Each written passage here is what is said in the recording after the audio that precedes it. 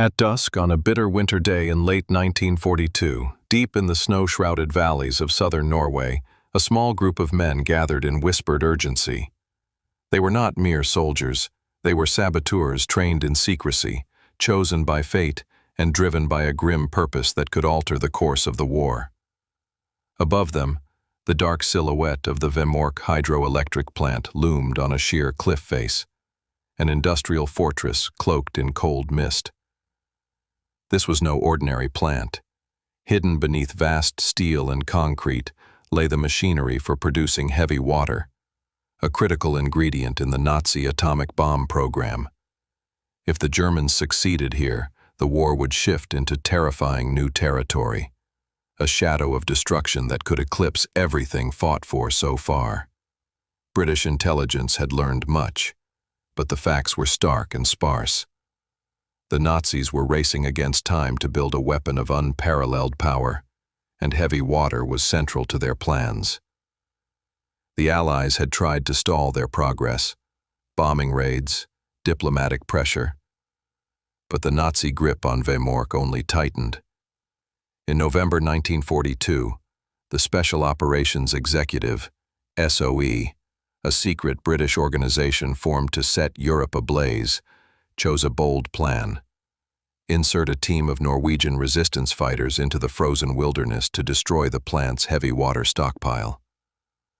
The stakes were clear, yet the risks were even clearer. Hitler's orders were merciless. Any commando caught behind enemy lines would be executed without mercy. Among the chosen was Joachim Ronneberg, a young Norwegian exile in Britain who had trained relentlessly for months. He was quiet but resolute, aware that this mission was as close to a suicide run as any that Britain had conceived. Along with 8 others, he would parachute into a hostile landscape, then ski and climb their way through glaciers and forests to the target. Ronneberg looked out over the rugged terrain from their hideout, the frozen fjord glittering under the pale winter sun. Every hour, every step was a careful calculation between survival and sabotage. Unlike many wartime battles fought across broad fronts, this was a war fought in shadows, against time, against the elements, against an industrial behemoth that could produce death on an unimaginable scale. The mission had its origins in years of scientific discovery and political turmoil. When nuclear fission was discovered in the late 1930s, alert physicists realized the potential for a chain reaction that could release energy powerful enough to blow cities apart. Germany had been at the forefront of nuclear research, and with the war expanding, the Nazi regime poured resources into turning theory into weaponry. Norway's Vemork plant was established for producing heavy water to moderate nuclear reactions. Although relatively unknown to most people outside the scientific community, heavy water was the linchpin.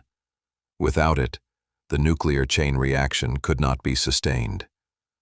Allied leaders knew this secret. Winston Churchill had personally endorsed the mission.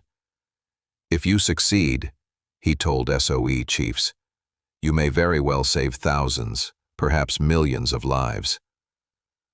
But success meant courage surpassing fear.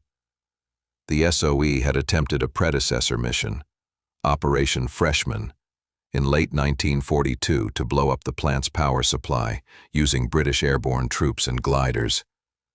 But disaster struck. Poor weather and misfortune caused the mission to fail catastrophically, with catastrophic death for many involved. The SOE did not despair. Instead, it pivoted to a plan relying on local knowledge and stealth. The Norwegian saboteurs, people born to these hills and winters, whose skill with skis and survival was unmatched.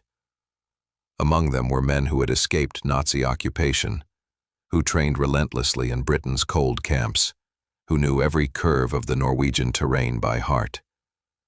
They moved with shadows and silence, embodying the essence of a special forces mission that demanded precision, courage, and absolute secrecy. Preparation took weeks. Mapping the area, rehearsing sabotage techniques, memorizing escape routes through snowbound forests to the Swedish border, where neutral safety awaited. Their weapons were simple but deadly. Explosives timed with precision, submachine guns, and the unwavering belief in their mission's justice. They would face impossible odds: German guards, treacherous terrain, freezing temperatures, and the ever-present threat of a single mistake meaning capture or death.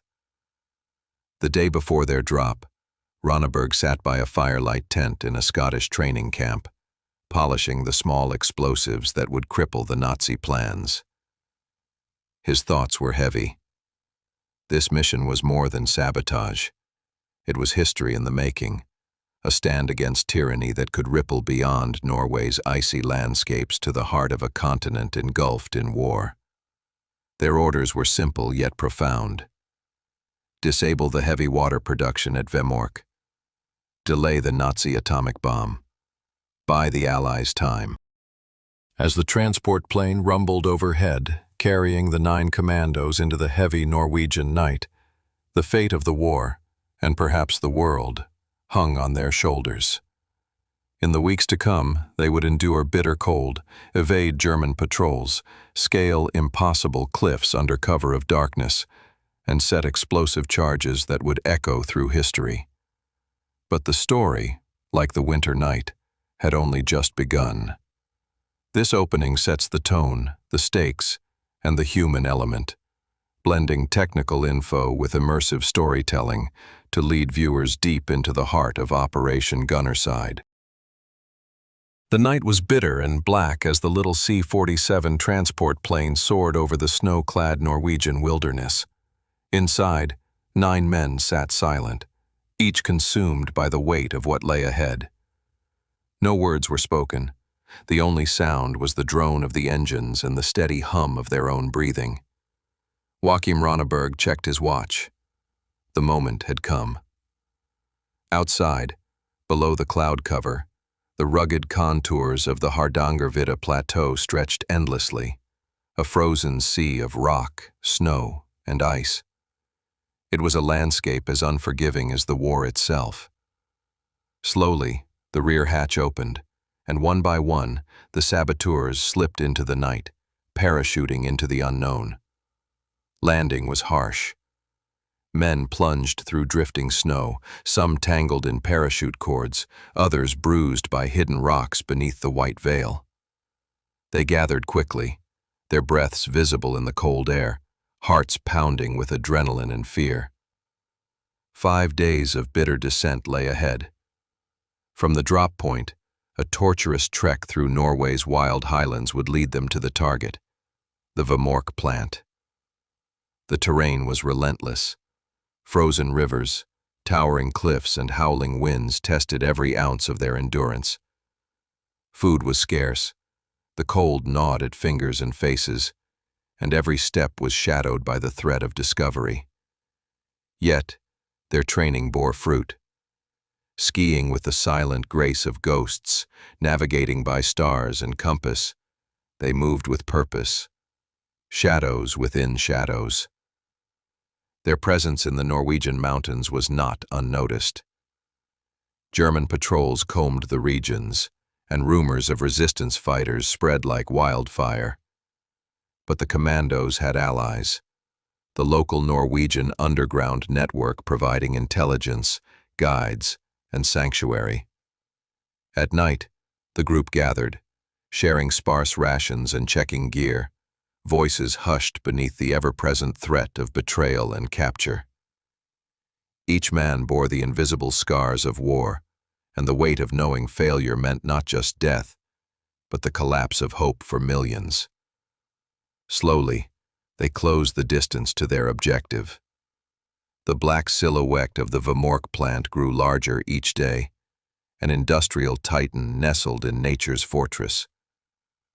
The plant was guarded fiercely, barbed wire, watchtowers, armed sentries patrolling constantly. Getting inside seemed impossible. Yet, this was where the ingenuity of the saboteurs came to the fore. Using detailed maps and careful observation, They identified a narrow gorge leading to the back of the facility, a sheer cliff face accessible only to the sure-footed and daring. Scaling it meant defying death, but it offered the best chance to bypass the main defenses. Under cover of a moonless night, the team hoisted ropes and began the climb. Every handhold was a battle against gravity and frostbite. Any slip would mean a plunge into the icy river below. Hours later, battered but unbroken, the saboteurs stood atop the cliff, mere meters from the heavy water tanks and pumps. They set to work swiftly, placing explosives at critical points designed to cripple the plant's production without causing unnecessary collateral damage. Time was their enemy. Each second heightened the risk of detection. With charges set and explosives ticking, they retreated carefully down the cliff, escaping into the darkness. At 3:30 a.m., a thunderous roar shattered the silence as the charges detonated, sending shock waves through the valley. Flames and clouds of smoke billowed into the starry night. The plant was crippled. Heavy water production halted, a deadly blow to the Nazi atomic efforts. But the mission was far from over. The escape beckoned, a long, perilous journey through hostile territory, with the Gestapo and German troops hunting relentlessly. The men did not speak of their triumph. Survival came first. The Norwegian mountains bore witness to a mission that combined bravery, cunning, and sacrifice. A mission that would echo through history as one of the most daring acts of sabotage in wartime. And it had only just begun. With the Vemork heavy water plant engulfed in flames behind them, Joachim Ronneberg and his team faced the most grueling phase of their mission: escape. The explosion had shattered not only the Nazis' production capabilities, but also the fragile veil of secrecy that had cloaked their operation. Now, every hour was a fight for survival. For days, the saboteurs pressed through the forbidding Norwegian wilds. The mountains, blanketed in deep snow and pierced by jagged rocks and icy rivers, were unyielding guardians of their secrets. The commandos followed hidden trails and trusted the kindness of locals who risked their lives to provide shelter and food. German search parties scoured the region relentlessly. Patrols with trained dogs and patrol aircraft combed valleys and ridges, their orders to capture or kill any saboteurs found. The stakes couldn't have been higher. To the Nazis, the mission was a catastrophe to be avenged. The team's greatest peril wasn't just the enemy, but the elements. Temperatures plummeted below freezing. Frostbite claimed fingers and toes, and exhaustion gnawed at their bodies and minds. Yet they pushed on, driven by purpose, and the knowledge that the lives of millions depended on their success. Ronneberg often found himself at the rear, watching for signs of pursuit, making sure no man was left behind. Silence was their ally, communication reduced to whispers and hand signals. Every crack of a twig or sudden sound set their hearts racing. Following a narrow escape from a close encounter with a German squadron, the team altered course toward the Swedish border, just hours away, but a treacherous wilderness in between. Local resistance fighters coordinated the final legs of the journey, providing skis, weapons, and safe houses. Moving by night, resting by day, they outpaced and outwitted German patrols with cunning and sheer grit. Finally, after nearly 2 weeks of hardship, the weary saboteurs crossed the border into neutral Sweden. Safety at last. But the mission reverberated far beyond the snowy mountains. The destruction of the heavy water plant slowed Nazi atomic research significantly, shifting the momentum of the war at a crucial moment. Back in London and Washington, Allied leaders received news of the success with cautious relief, knowing the battle against the atomic bomb was far from over, but that this act of defiance was a vital victory. For Joachim Ronneberg and his comrades, the scars of the mountains would endure, a testament to bravery, sacrifice, and the unyielding spirit of resistance in the darkest of times. Their story, once whispered in shadows, would become legend.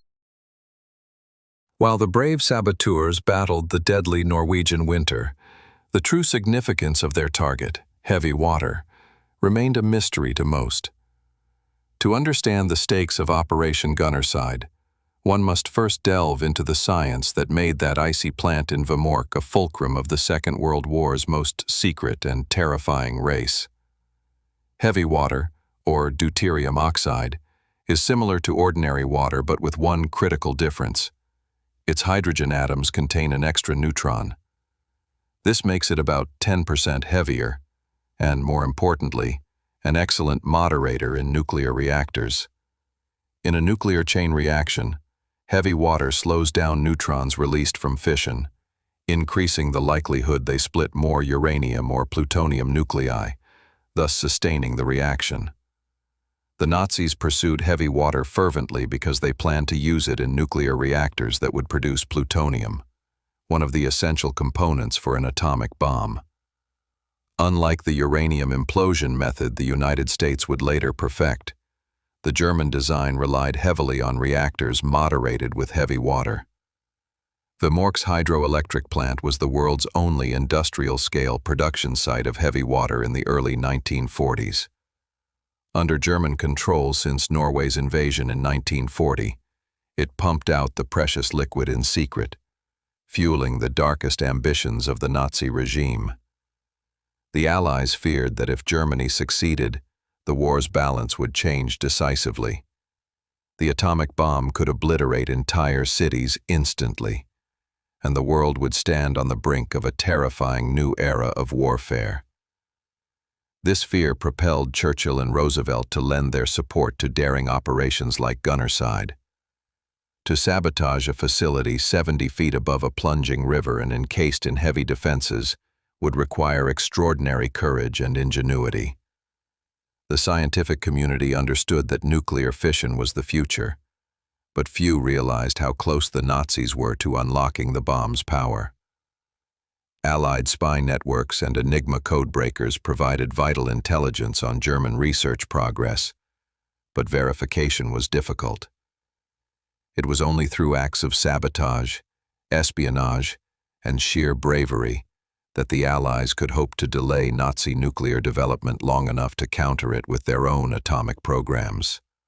Thus, behind the frozen cliffs and in the quiet labs far from the front lines, a shadow war raged, a war of atoms, equations, and desperate gambits. Every kilogram of heavy water destroyed translated into months or years lost for the Nazi bomb program. Operation Gunnerside was not just sabotage. It was a race against time, science, and the fate of civilization. Before they ever set foot on Norwegian soil in the dead of night, Joachim Ronneberg and the other saboteurs had endured months of grueling preparation, training designed to transform a disparate group into a lethal, seamless unit, capable of executing one of the most dangerous missions of the war. Their training took place in remote, snow-covered camps across Scotland and England, where shadows of war loomed over every activity. The men learned everything from parachuting into hostile territory, skiing silently across rough terrain, to demolitions, handling explosives with pinpoint precision under pressure. For many, the training was both physical and psychological. They were pushed to exhaustion to simulate the stamina needed for their real mission. The bitter cold, sleepless nights, and unfamiliar wilderness were constant tests. Beyond endurance, they had to master silent communication, navigation by stars and compasses, and survival skills indispensable for slipping past enemy patrols. The instructors drilled procedures tirelessly: how to approach guarded installations, disable sentries without raising alarms, set timed explosives, and how to blend back into the landscape afterward. Every action had to become second nature, because hesitation meant death. These men were not just soldiers, they were shadows, ghosts who needed to become invisible to the enemy and the elements alike. Ronneberg, a natural leader, was both respected and well-liked. His quiet determination rubbed off on the others. Over months, a brotherhood was forged, comrades bound together by shared hardship and the weight of their mission. They drilled on every possible contingency. What if a teammate was caught? What if explosives failed? What if weather delayed their retreat? The harshest lessons were about trust and discipline. The saboteurs learned that one mistake, one moment of panic, could doom not only themselves, but the entire war effort. Their gear was minimal, but vital. Explosives carefully packed in waterproof cases, silenced weapons, skis and climbing equipment meticulously maintained, radios for emergency communication, rations to fuel long marches. The mental preparation was just as crucial.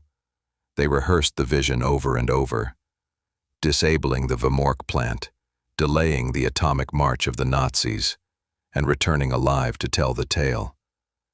Many nights, the men imagined the cost of failure. A Nazi bomb unleashed, cities destroyed, lives consumed in fire. For them, the mission transcended personal safety. It was a burden carried for the future of Europe, of mankind itself. None knew if they would survive, but all were willing, the mark of true courage and resolve. As training culminated and orders came to proceed, Joachim Ronneberg's band of saboteurs stood at the threshold of history. From the icy camps of Scotland, they would soon leap into the unknown terrain, unknown dangers, but a mission clear-cut and vital. The die was cast, and the world would never forget their sacrifice.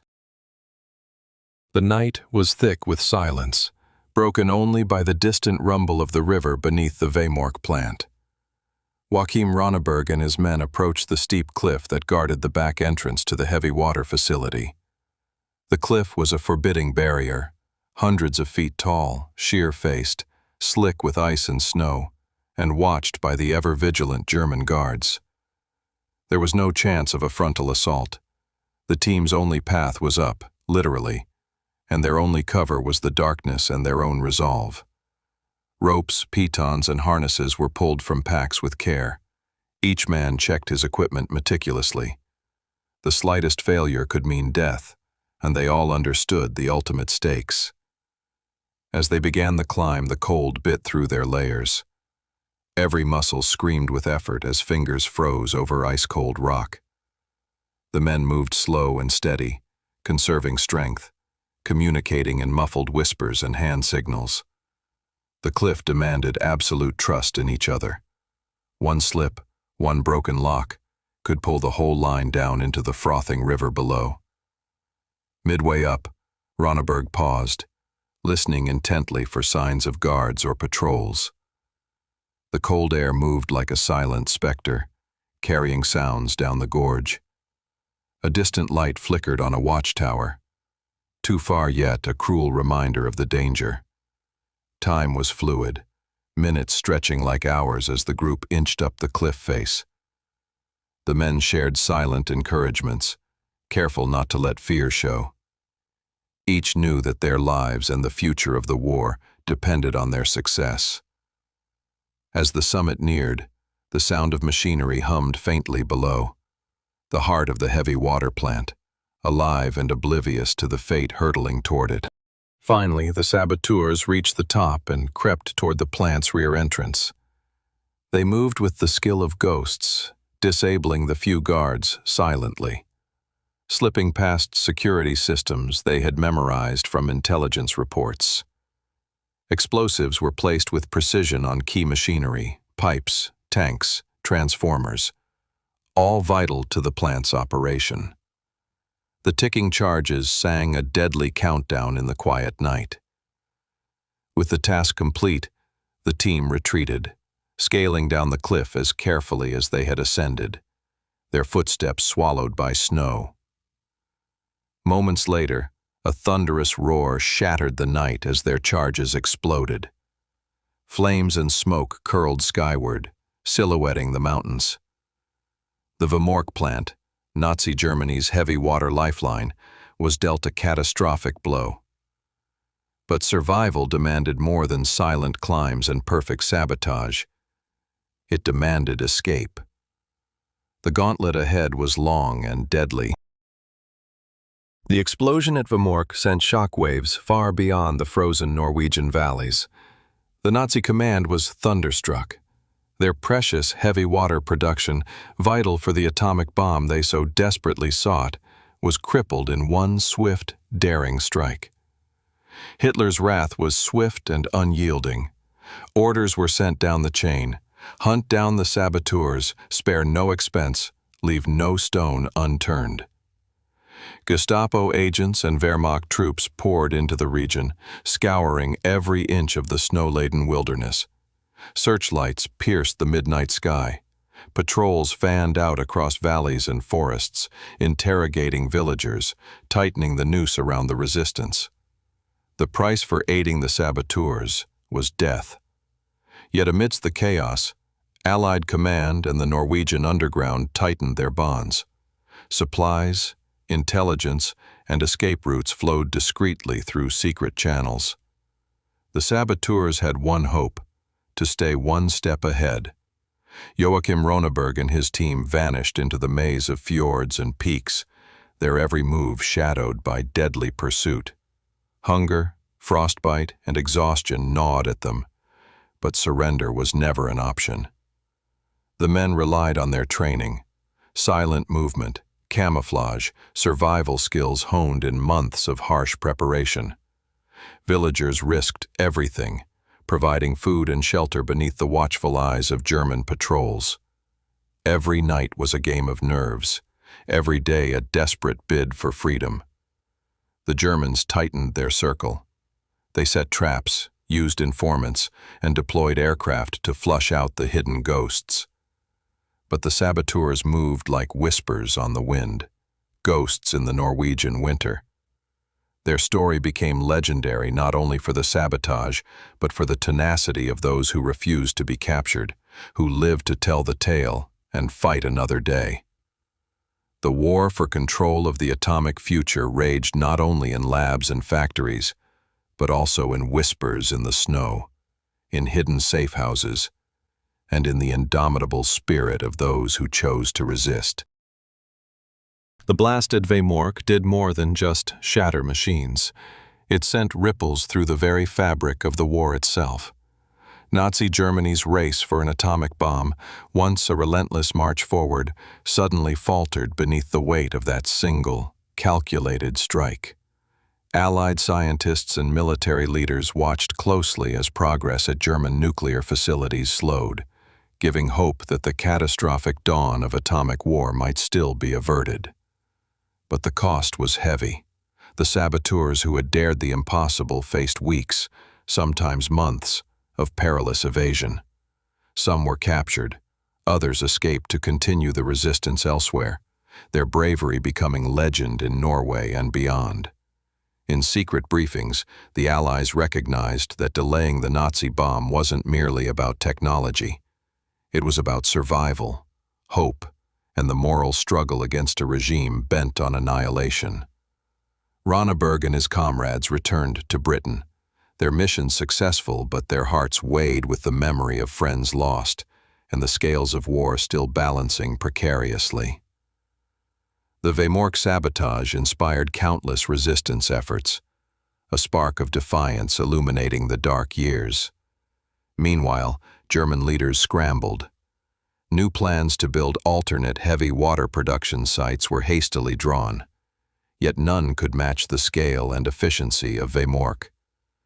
Despite fierce efforts, Nazi atomic ambitions never recovered fully before the war's end.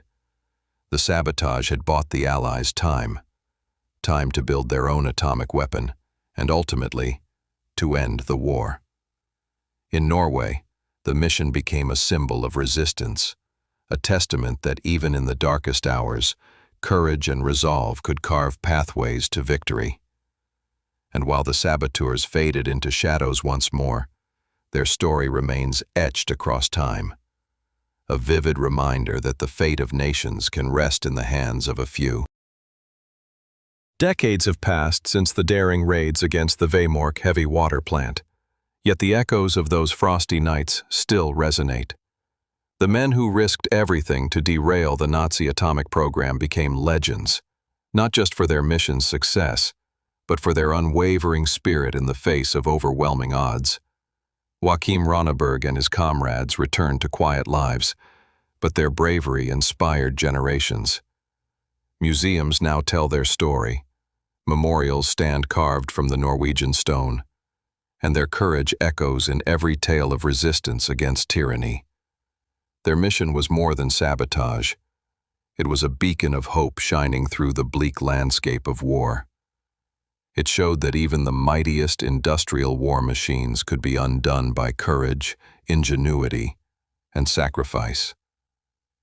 In classrooms and history books, the saboteur's story teaches enduring lessons about the power of resolve, the importance of intelligence and preparation, and the human cost behind every strategic victory. Their lives remind us that history is shaped not only by generals and governments, but by quiet, determined acts of defiance. Today, as the world faces new challenges and uncertainties, remembering these heroes offers strength and inspiration, testament to the courage woven into the fabric of human endurance. Their legacy lives on, forever a part of the fight for freedom, justice, and hope.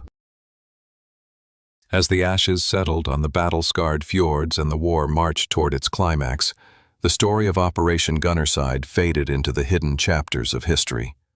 A shadow war rarely told but fiercely fought. The Allies would soon harness their own atomic power, unleashing a weapon that reshaped the world forever. Yet, without the bravery of those Norwegian saboteurs, the timeline of nuclear warfare might have been drastically different, darker, deadlier. Joachim Ronneberg and his comrades lived with the quiet pride of those who changed history not with fanfare but with grit and sacrifice. Many never spoke publicly about the mission, their valor known only to a few until decades later when the world began to recognize the delicate threads that held victory together. The battle for Vemork stands as a testament to an unseen war, one fought in shadows, silence, and snow. It reminds us that the fate of nations can hinge on the courage of a few willing to face death in the name of all humanity. The price of victory was high. Lives risked, friendships forged in peril, scars both visible and invisible. But the legacy left behind is timeless, a symbol of hope that even in humanity's darkest hours, light can be found. Today, the brave acts of those men continue to inspire resistance against oppression, fuel the pursuit of freedom, and remind us that history is made by those who dare. Operational Gunnerside is not just a story of war. It is a story of the indomitable human spirit fighting for a future worth living.